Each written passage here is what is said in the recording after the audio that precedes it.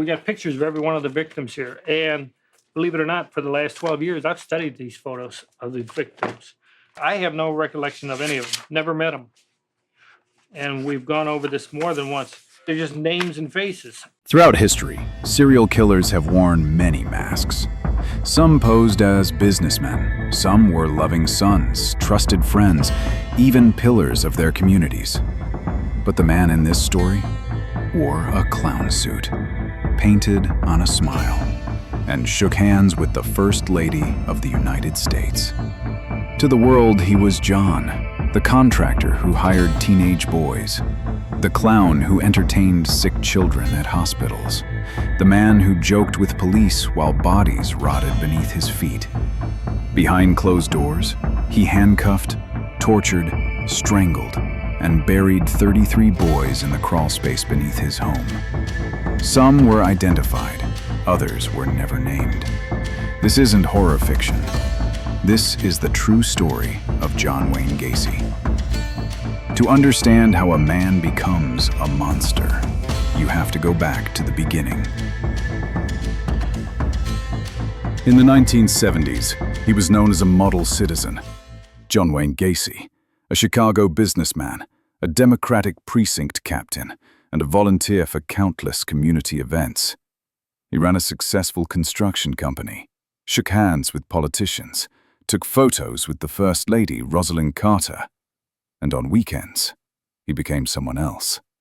Pogo the Clown, wearing red, white, and blue, face painted with big eyes and a jagged smile. He danced at fundraisers, entertained sick children. Parents loved him. Kids laughed around him. He seemed harmless. But beneath that grease paint was something else, something waiting. Gacy lived in a modest house at 8213 West Summerdale Avenue. The American dream on the outside. Inside, it reeked of rot. He hosted parties for his political friends, grilled burgers in the backyard, kept mannequins dressed as cops. Neighbors thought he was odd, but friendly, a character. He's a very good neighbor. We socialize with him. Some thought the smell was just a backed-up sewer. Gacy always smiled and blamed it on the drains. But there was no problem with the plumbing. At one event, a neighbor snapped a photo, Pogo the Clown towering over a small boy, one hand on the child's shoulder, the other clutching a balloon, twisted into a noose. The boy is smiling, but Gacy's eyes, in the flicker of flash, are wide, too wide. Not joy, control.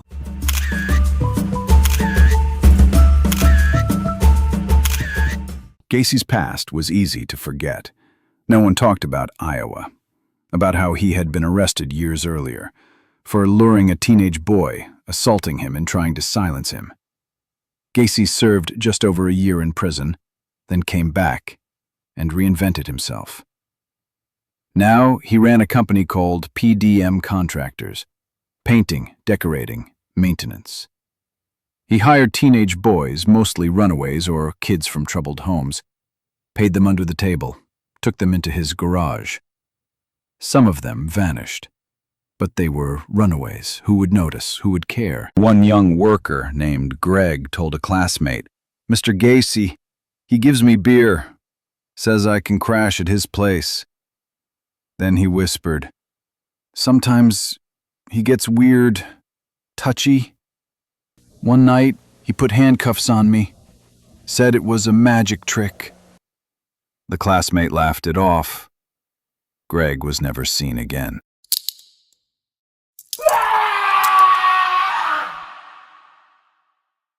Gacy once told a police officer, "You know, clowns can get away with murder." She said to me, "Clowns can get away with murder." He laughed. The officer didn't. The line haunted investigators years later. Because Gacy wasn't just hiding. He was testing, seeing how close he could get. He would bring boys to his house. Some he picked up at bus stations, others he promised jobs. He fed them, gave them alcohol, watched horror films with them. Then came the trick, the handcuffs, the rope, the 2x4 he'd twist around the neck. Sometimes they screamed, sometimes they didn't have time. And again, it's together, but in order to demonstrate it here, I took the rosary and I said, well, here, you put it around. This is hard trying to do this. Why don't you put your hand out? Okay, here. What I told him, I said, here, all you do is you wrap it around, you put one knot in it. And I said, then you put a second knot in it. Okay? He buried most of them in the crawl space under his home. Later, he ran out of room. At one party, while drunk, he told another guest, "You know, you can bury a body in lime and no one will smell it." The guest laughed, thought it was a joke. It wasn't.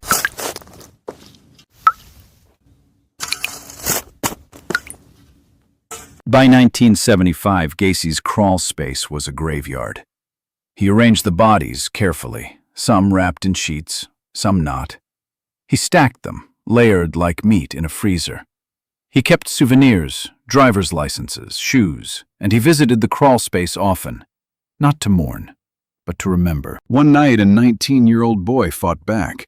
He bit Gacy's hand, kicked him hard in the ribs, stumbled toward the door, but it was locked. Gacy lunged, but the boy found a loose chair leg and swung. It hit Gacy's temple. Gacy collapsed. The boy ran, barefoot, bloodied, into the snow. He never looked back. He didn't report it, because who would believe him? Despite everything, Gacy kept up appearances. He donated to charity, marched in parades, wore his pogo costume to hospitals. In one chilling photo, Gacy stands next to a young cancer patient. She's beaming. He's grinning too, but the smile doesn't reach his eyes. Behind him, a nurse later said, "Something about him made the room colder." At one backyard party, a teenage boy went inside to use the bathroom. He never came back out. Guests knocked. Gacy claimed the boy had left early. No one asked questions. Until weeks later, when that boy's parents put up missing posters just a block from Gacy's home.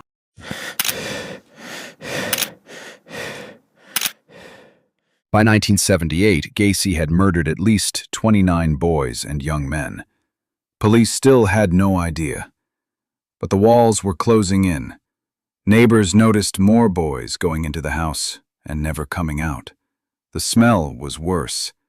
One former employee tipped off police after finding something strange in Gacy's garage. A trap door covered in rugs. That tip led to a search warrant. And when officers descended into the crawl space, the earth gave way under their boots. A shoe, then a foot, then bones, dozens. The house went silent. Gacy was still hosting Christmas parties. Beneath the damp soil lay a truth he could no longer hide.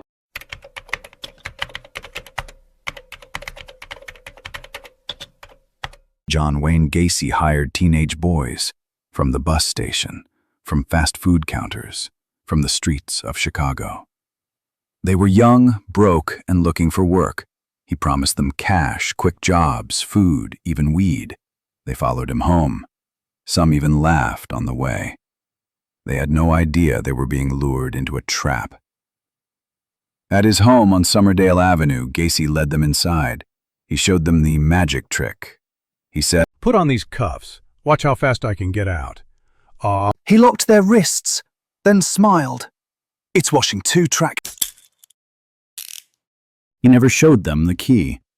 Instead, he pulled a rope from the table drawer, wrapped it around their necks, once, twice, and turned the stick. He called it the rope trick. They couldn't breathe, couldn't scream, and as the light faded from their eyes, he leaned close. He whispered, "You're not going anywhere." Then came the crawl space. Under his house was a dark, narrow chamber, barely 2 feet tall. He dug trenches himself, planted the first few bodies carefully, then more, then more. Soon, the dirt turned red. Some nights he came back drunk and forgot where he buried the last one. So he crawled down, felt the floor with his bare hands, dug new spots. We buried the remains. When police later asked how many were under there, he just shrugged. I lost count. Neighbors started noticing things.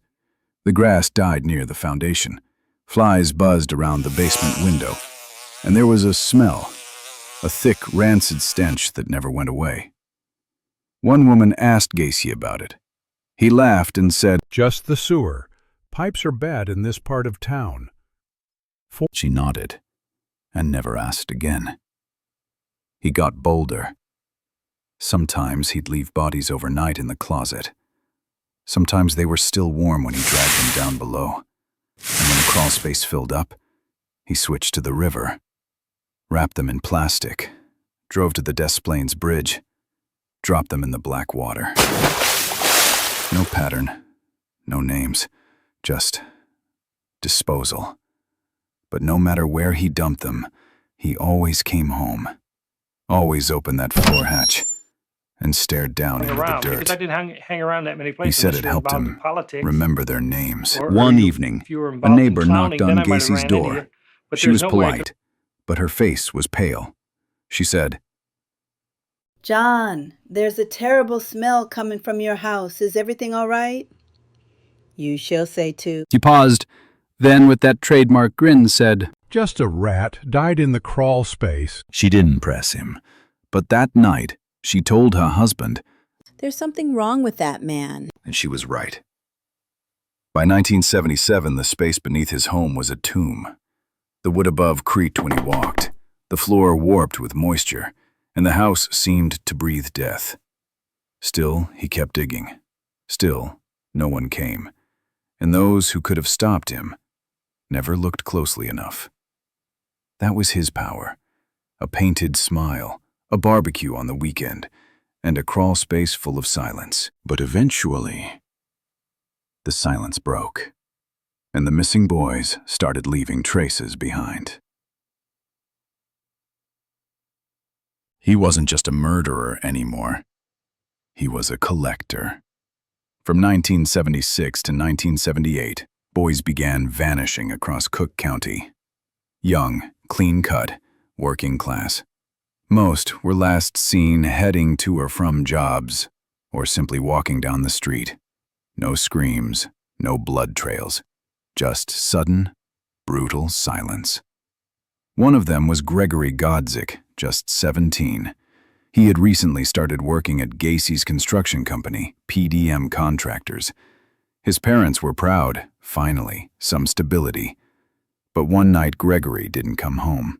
His car was found abandoned, his wallet still inside. His parents went to the police, desperate, but the answer was the same one dozens would hear. He's probably just run away. The list grew longer. John Butkovich, William Kindred, Rick Johnston, Matthew Bowman. All boys, all missing. Some left notes, others made phone calls, minutes before they vanished. And through it all, Gacy kept up appearances. He marched in parades, hosted barbecues, handed out business cards to police officers. He even joined the Chicago Polish Constitution Day Committee. He shook hands with public officials, including the First Lady of the United States. Behind closed doors, he was murdering. In crawl spaces, in garages, in cars. One by one. One boy, Michael Marino, left a note tucked inside his drawer. If I don't come home, look for Gacy. He gave me work. He's not what he seems. But his parents didn't find it in time. By the time they opened the drawer, Michael was already in the river. They gave the note to police, but nothing happened. By 1977, the crawl space was full. Literally. The earth had risen from the weight of decomposing bodies. The stench of death lingered through the vents, seeped into the walls. Neighbors complained. Gacy shrugged, It's just a blocked sewer line. but even he couldn't take it anymore. So he changed tactics. He wrapped his victims in plastic and began dumping them in the Des Plaines River. He would drive alone late at night to isolated bridge crossings, stop in the middle, open the trunk, and roll them over the edge. Some were found bloated weeks later. Others were never recovered. Police had no idea they were dealing with a serial killer. Each case was marked separately, each treated like a one-off tragedy. He never stopped hunting. On December 11th, 1978, a 15-year-old named Robert Piest finished his shift at the Nissan pharmacy in Des Plaines. Gacy had dropped by earlier that day, claiming he was looking for new help. Robert told a co-worker, I'll be right back. That guy says he'll offer me $5 an hour. Just want to check it out. Walked outside. He never came back. This time, something changed. Robert's mother immediately reported her son missing. She knew something was wrong. And unlike the other families, she wouldn't let it go. She demanded action. And a name, Gacy, came up again. Same man from earlier cases, same man in the neighborhood. Des Plaines police assigned Lieutenant Joseph Kozensack to follow up. He drove to Gacy's house and knocked. Gacy opened the door. Friendly, confident, smiling wide. Come in, officer. Just a misunderstanding, I'm sure. But Kozensack saw the red flags immediately. Gacy had prior convictions for sexually abusing a teenage boy in 1968.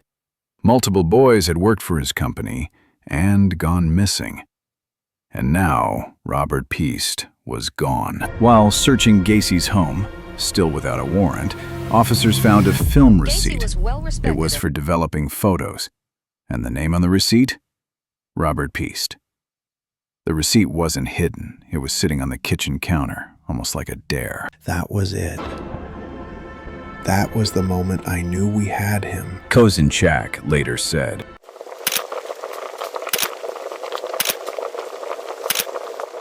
the police applied for a warrant. They began tailing Gacy, round-the-clock surveillance. He noticed. He taunted them. Well, You boys want breakfast? he invited them to diners, left them jokes, even offered to sell them marijuana. Behind the sarcasm was something else. Nervous energy, restlessness, rage. They saw him drive erratically, speed through intersections, muttered to himself.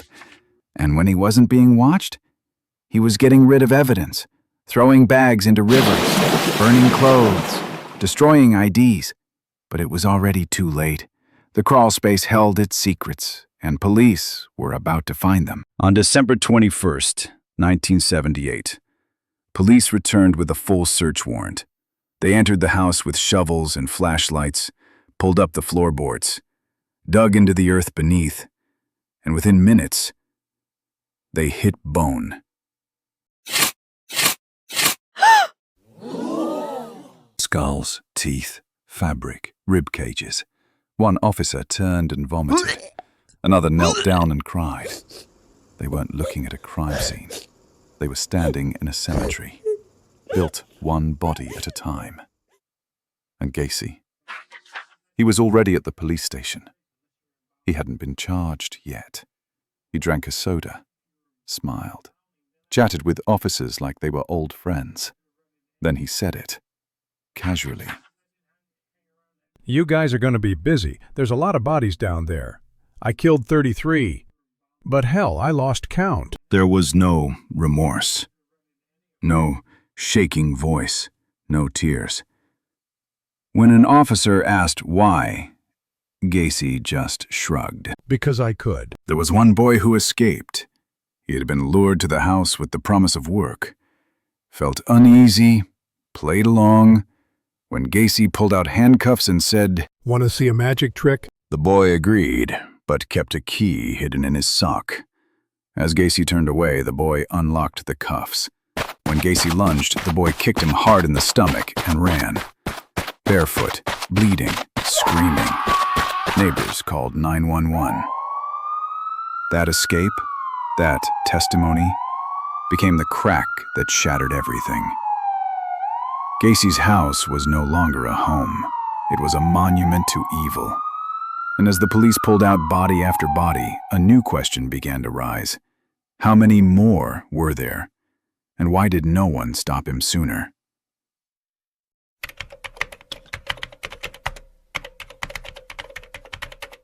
The first visit to Gacy's house had ended in frustration. He smiled. He deflected. And the police didn't have enough to push through. But then came the mistake. Gacy invited one of the surveillance officers inside on a freezing December night. It was a brief act of arrogance. He thought they couldn't touch him. The officer stepped into the hallway and gagged. The smell. It was undeniable now. Sour, organic, rotting. When the warrant finally came, they didn't knock. They moved fast.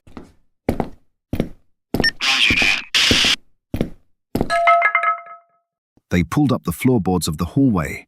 Underneath, soft dirt. A shovel went in. Within minutes, it struck something solid. It wasn't stone. It was bone. A rib cage. Then a femur. Then a spine. And then the screams began. Not from the victims, but from the officers. Flashlights danced across the crawl space. The dirt was uneven, like it had been dug and redug over and over. Each shovel pull unearthed another horror. Skulls, teeth, hands still bound with rope, clothing soaked into the ground, bones tangled together like roots. One detective dropped his flashlight and backed out of the crawl space on all fours, vomiting in the snow.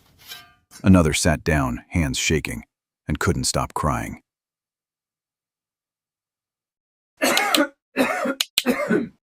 There was no more doubt. This wasn't just a murder investigation. It was a burial site, and it stretched the entire length of the house, which at the same moment, across town, Gacy was being brought into the station. He wasn't handcuffed, not yet, just being questioned. He asked for a Coke. Then, casually, he said, You guys are going to be busy. There's a lot of bodies down there. I killed 33, but hell, I lost count. There was no apology, no emotion, no justification. When an officer asked why, Gacy shrugged. Because I could. He grinned and drank.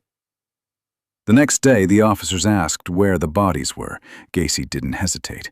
He took a sheet of paper and started drawing a floor plan, like blueprints for a job site. Here's where this one went. That one I don't remember. Maybe here. This one gave me trouble, had to dig twice. He pointed to one spot. You'll find a kid here, still tied up. I left the rope on. And he was right. They kept digging. Body after body. Some were nearly skeletal. Others were fresh. Each new find had a name. Each name had a family who had been waiting, sometimes for years. After the 26th body was found, an officer collapsed. He had helped pull up too many arms, too many legs. He said the faces were starting to blur. Every time he blinked, he saw them. The team had to be rotated. Some went home and never came back. One man, a veteran of the force, told his captain, I can't go into that house again. It's not just dirt down there, it's grief. Why was long a very precedence, and see he's setting up. The house was no longer a home. It was a mass grave. It was hell. Sorry. The final count, 29 bodies beneath the house. 4 dumped in rivers, 33 in total. But Gacy hinted there were more. You'll never find them all. Some don't even know they're dead. ID that. The Gist Caver. Some victims were never identified. Their families never got closure. Even in death, Gacy held the power. And the question remained, how had he gone undetected for so long? As reporters gathered outside, Gacy's mugshot was taken. He smiled, just like he had in all those clown photos. But now the paint was gone, and the face underneath was worse than anything he'd ever painted. In the cold December wind, investigators watched as the 33rd body was pulled from the crawl space. It was small, barely a teenager, still bound, still gagged. One of the officers whispered, "He could have been my son." 33 boys. 33 lives. And now, 33 voices buried beneath one house in the silence of a monster's smile. He joked with officers. He drew maps of the dead. But when he walked into court, he brought the nightmare with him. The walls were tall, cold, covered in wood panels and history. In the defendant's seat, John Wayne Gacy, wearing a suit, smiling, as if this were just another day.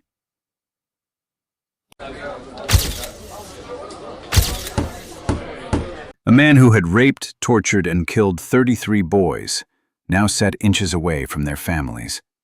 One mother clenched her purse so hard her knuckles turned white. Another stared at Gacy the entire time, like if she blinked, he might vanish. When the judge asked how he pleaded, he laughed and said, "Not guilty. Not guilty." The courtroom fell quiet. No one could breathe. His lawyers claimed insanity, multiple personality disorder, that Jack, not John, was the killer. But prosecutors came prepared. They had photographs, diagrams, testimonies, and the faces of the dead. One by one, the jury saw it all. The crawl space, the boys, the ligatures still wrapped around necks. One officer testified, "We, that is, You could still see the terror in their eyes. He was 19 when Gacy offered him work, said it would be a quick job, some painting, then a drink, then a handcuff trick. The boy said, When he pulled the rope, I thought I was going to die. but he had kept a key in his sock. When Gacy turned, he fought back, kicked him, ran into the street, bleeding.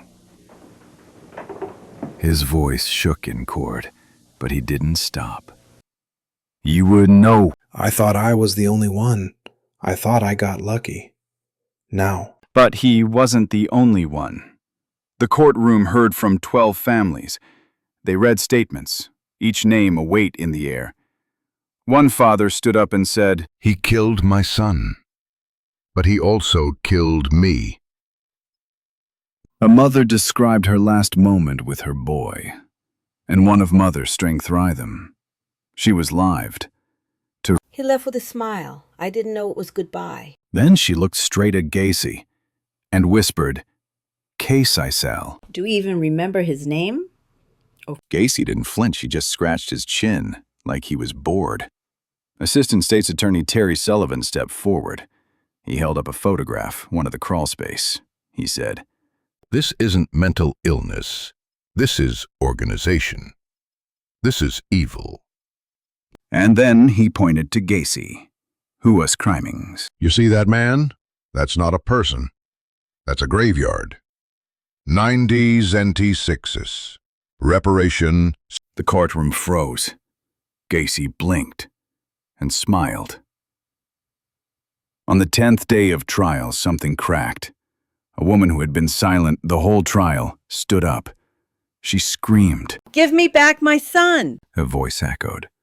Gacy turned to look at her, and he grinned. I see. The judge ordered a break, but no one moved. It was like the air had turned to glass. The defense called in psychologists. They said Gacy had an antisocial personality disorder, that he had trouble distinguishing right from wrong. But the prosecution showed how he carefully hid the bodies, how he warned people to stay out of the basement, how he remembered every name. This was not confusion. This was calculation. March 12, 1980. After 6 weeks of trial and over 100 witnesses, the jury returned. 12 people, 1 decision. The clerk asked, On the charge of murder intestate cares, so Brad. The jury foreman stood. Guilty. 33 times. Then the judge spoke. John Wayne Gacy, You are hereby sentenced to death. He didn't beg. He didn't cry. He just said, Killing me won't bring them back. I'm the only person who knows where the rest are. He refused to give details. He refused to name them. He took their stories with him. 14 years passed. Appeals, interviews, paintings, book deals. And then, May 10, 1994, Gacy was taken to the execution room at Stateville Prison. He laid on the table, strapped down. When asked for last words, he said, Kiss my ass.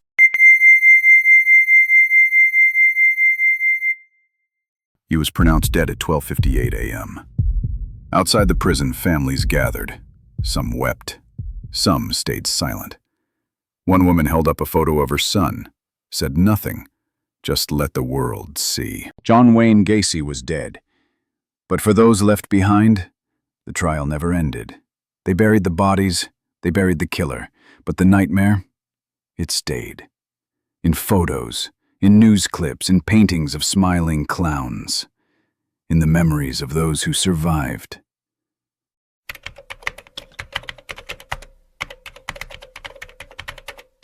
John Wayne Gacy was executed by lethal injection on May 10, 1994, at the Stateville Correctional Center in Illinois. He never showed remorse. His last words, "Kiss my ass." And just like that, it was over. Or so it seemed. In the courtroom, many parents had wept during his sentencing, but even after his death, justice felt unfinished. Some families had never found their sons. 29 bodies were found under Gacy's home, 4 more from the river. But 8 victims remained unidentified for decades. Their parents died not knowing. Their rooms stayed untouched. Photos yellowed on the wall. Graduation gowns still hung in closets. And every night, some still left the porch light on. One mother told reporters, The court gave us a verdict, but I still sleep with his voice in my head. Before the murders, Gacy had already served time for assaulting a teenage boy. But after just 18 months, he was released. No long-term supervision, no flag, no alert. He was free to move. Free to hire teenage boys. Free to dig graves beneath his home. After Gacy, laws changed. Illinois and several states tightened rules on parole eligibility for sex offenders. The FBI expanded its national database to track violent repeat offenders across states. Police were trained to recognize patterns of predatory behavior, especially toward youth. But these reforms came too late for 33 young lives. Des Plaines police had interviewed Gacy more than once before Robert Peace disappeared. But without a warrant, they couldn't act, and for days they waited. Later, detectives admitted, We were watching a man while boys were dying under his house. some officers who dug up the crawl space never returned to active duty. One collapsed from the smell. Another left the force and never spoke publicly again. His wife divorced him the moment charges were filed. His children changed their names. Gacy's sister moved states. His mother died shortly after his conviction. No one claimed his body after his execution. His belongings were burned. His house, 8213 West Summerdale Avenue, was demolished in 1979. The ground was left vacant for years, no one daring to live where horror had slept. After the Gacy case, parents across America changed how they raised their children. No more hitchhiking, no more job offers from strangers, no more just going over to a friend's place without checking. The term stranger danger gained traction nationwide. Elementary schools began teaching safety workshops. Youth background checks became mandatory for jobs involving minors. One survivor, now in his 50s, told a reporter, He killed boys like me, and for the first time, people started listening to kids like us.